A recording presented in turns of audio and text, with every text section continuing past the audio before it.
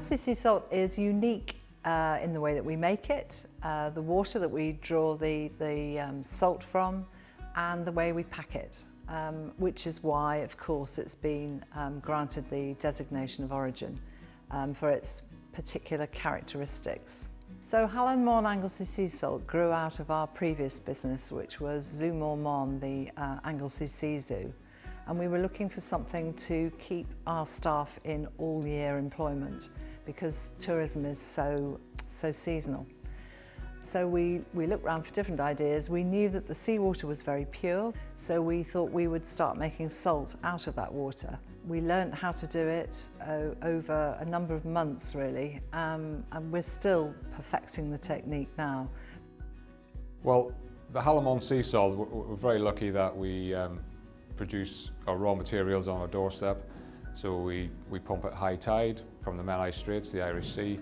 So we're starting off with a uniquely clean raw material. We bring it in, we filter it, and then we evaporate it under a vacuum. So we put it in a big kettle and make it stronger and stronger. It then goes into the room behind me, where we then get it to a certain concentration, and then evaporate that over a 24-hour period. And everything is done by hand. So every 24 hours, the guys will hand harvest the salt. We're interested in the large flakes, and the process is designated to create those larger flakes. So we're not actually adding anything to the salt, so it's totally natural, and we're very proud of the salt in Hallan Mon.